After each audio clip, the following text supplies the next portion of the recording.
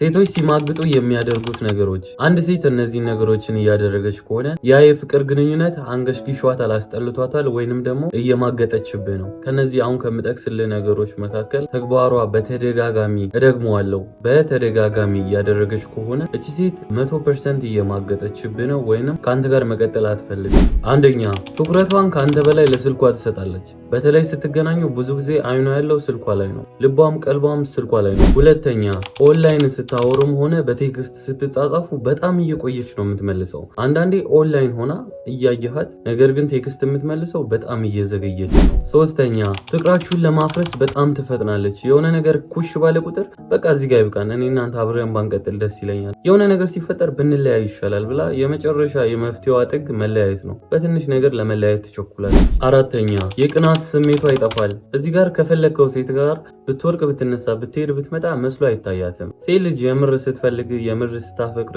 የምር የእሷ ብቻ እንድትሆን ስትፈልግ፣ የምር ካንተ ጋር ቁም ነገር ሲኖራት በትንሽ ነገር ትቀናለች። እዚችኛዋ ሴት ላይ ግን በዛም ማነሰ ትንሽም ሆነ ትልቅ ቅናት አታይባትም። አምስተኛ፣ የአንተ መደወል ይበልጣል። እስቲ ኮል ሂስትሪ ውስጥ ገብተህ ተመልከት። አንተ ነህ ሁልጊዜ የምትደውለው። እሷ ቢያንስ ከ3 ከ4 ከ5 ቀን አንዴ ብትደውል ነው። ብዙ ጊዜ እየደወልክ ያለው አንተ ነህ።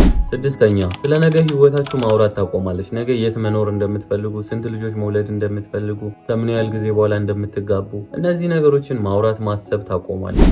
ሰባተኛ፣ በአካል ስትገናኙ ካንተ ተለይታ ለመሄድ ትሾኩላለች። ወዲያው ወደ ቤት ለመሄድ ትጣደፋለች። ሁሌ ትላንትና ላይ እኮ ያ ባህሪ አልነበረባትም፣ አሁን ላይ ግን በጣም ታይባታለህ። ካንተ ጋር የምታሳልፈው ጊዜ ኮንፈርት አይሰጣትም። ስትደሰት አታያትም፣ ለመሄድ ትጣደፋለች። ስምንተኛ፣ ስልኳ ሁሌም ቢዚ ነው። ሁሌ ስትደውል መስመር ተይዟል። ከማን ጋር ነው የምታወሪው? ከጓደኛዬ ጋር። ከማን ጋር ነው የምታወሪው? ቤተሰቧ ጋር። ሁሌም ምክንያቶቿ እነዚህ ናቸው። በተደጋጋሚ ስልኳ መስመር ይያዛል። ዘጠነኛ፣ ሁሌ ላንተ ቢዚ ነች። እንገናኝ፣ አይመቸኝም። ልደውልልሽ እናውራ፣ አይመቸኝም። በቃ አይመቸኝም የሚለው ቃል አፏ ላይ ነው ሁሌም።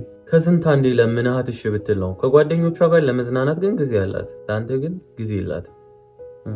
አስረኛ፣ የት እንዳለችና እንደነበረች መናገር ታቆማለች። የሆነ ቦታ ነበርኩኝ፣ የሆነ ቦታ በሚለው ቃል ነገሮችን ትሸፍናለች። የእውነት አንድ ሴት ስታፈቅር ግን ከጓደኞቼ ጋር እዚህ ቦታ ነበርኩ፣ እንዲህ እያደረግን ነበር፣ ኢቭን ከመሄዷ በፊት ትነግርሃለች፣ ታስፈቅድሃለች። እቺ ግን ለአንተ ያላት ክብርና ቦታ እያነሰ ስለሆነ ምን ያገባዋል ብላም ስለምታስብ መናገር አትፈልግም፣ ቀለል አድርጋ ታልፈዋለች። 11ኛ፣ የሩቅ ሰው ታረጋሃለች። ይህ አለ አይደል የማናውቀውን ሰው የምናወራበት መንገድ፣ የማንግባባውን ሰው የምናወራበት መንገድ በትንሽ ነገር አመሰግናለች የምንለው ወይንም ደግሞ አንድ ማታቃትን ሴት እንዴት እንደምታናገር ታውቃለህ አይደል? በዛ መንገድ ታወራሃለች። እንደማታውቅ ሰው ነው የምታወራ። 12ኛ፣ የማትወደውን ነገር ማድረግ ታበዛለች። ምንድነው የማትወደው? ያንን ነገር ትደጋግመዋለች። እረፊ ብትላትም አትሰማው። ምክንያቱም ፍላጎቷ በዚህም አለበዛ ከዚህ ግንኙነት መውጣት ነው። 13ኛ፣ ይሄንን ምልክት ካየ አንተ ራሱ ወንድነት ያጠራጥራል። ወዲያውኑ ከዚህ ግንኙነት መውጣትና እችን ሴት ገፍትረ ከህይወት አስወጣል። ድርቅ ያሉ መልሶችን ትመልስላለች። ምንም አላቅም፣ እንጃ፣ ደስ ስላለኝ፣ ስለፈለጉ፣ ምን አገባህም ልትልህ ትችላለች። እነዚህን ፍጥጥ ያሉ መልሶችን እየመለሰች ከሆነ ምን ታደርግልሃለች? እንደዚች አይነት ፍቅሯ ዜሮ የገባ ሴት ምን ታደርጋለች? ህመሟ ነው የሚበዛው። ስለዚህ አጠቅም። ወጣ ያሉ ፎቶዎችን ሶሻል ሚዲያ ላይ ፖስት ማድረግ ትጀምራለች። ሰውነቷ የሚታይበትን አማላይ የሆኑ ፎቶዎችን፣ እዩኝ የሚል የወንድ አይን ውስጥ የሚያስገቡ ፎቶዎችን አንዴ አይደለም ሁለቴም አይደለም በተደጋጋሚ እንደዚህ አይነት ፎቶ ፖስት ማድረግ ታበዛለች። 15ኛ፣ በደንብ የሚታወቅባቸው በዚህ ነው። አታምነኝም ማለት ታበዛለች። ቅድም አብሮሽ የነበረው ልጅ ማን ነው? አታምነኝም ማለት ነው። እሺ እንዲህ ለምን አደረግሽ? አታምነኝም ማለት ነው። እንዲህ ለምን አደረግሽ ብላ የሆነ ነገር ግራ የገባህን ነገር ስጠይቃት ወዲያውኑ አለማመን ጋር ትሄዳለች። ምክንያቱም እሷ እየታመነችልህ አይደለም። ወንድሜ ከ5 በላይ ምልክት ካየህባት እቺ ሴት ዴፊኒትሊ ቺት እያደረገችብህ ነው፣ ወይንም ደግሞ ይሄ ፍቅር ግንኙነት አቅለሽ ልሿታል። እንለያይ ማለቱ ደብሯት በተግባሯ እያሳየች ነው። ስለዚህ ራስህንም ክብርህንም ዋጋህንም ጠብቀ ከዚህ የፍቅር ግንኙነት አሁኑኑ ውጣ። አጠቅምህም። በደንብ አስብበት።